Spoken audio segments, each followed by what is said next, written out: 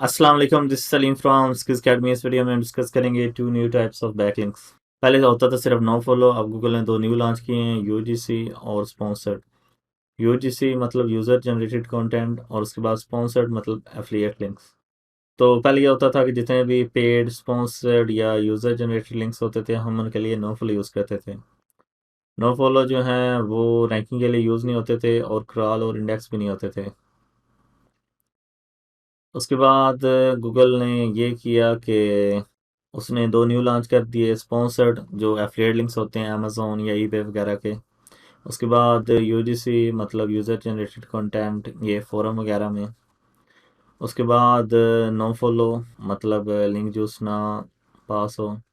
तो ये basically crawling और इंडेक्सेशन के लिए यूज़ नहीं होते थे और रैंकिंग के लिए थोड़ा बहुत यूज़ हो जाते थे।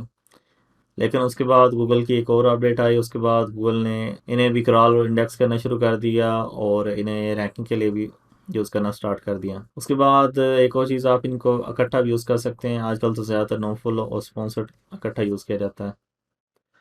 तो जितने पेड लिंक्स होते हैं आपको उनको दोनों नो फॉलो और स्पॉन्सर्ड करना होता है। अच्छा, उसके बाद रेगुलर लिंक्स जो डू फॉलो होता है वो कुछ इस तरीके का होता है, स्पॉन्सर्ड इस तरीके का होता है, यूजीसी इस तरीके का और नो फॉलो इस तरीके का। तो एज एन एग्जांपल अगर आप गूगल पे जाएं और लिखें बेस्ट मदरबोर्ड्स,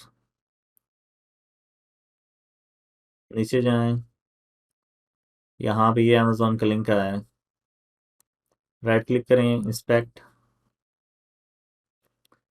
तो यहाँ पे आपको नज़र आएगा कि यहाँ पे इन्होंने स्पॉन्सर्ड और नो ओपनर यूज़ किए हुए हैं। मतलब कि ये जो एफिलिएट लिंक्स हैं इन पे स्पॉन्सर्ड यूज़ हो रहे हैं। तो वीडियो देखने का शुक्रिया, उम्मीद है आपको नीचे से सीखने को मिली होंगी। अल्लाह हाफिज़।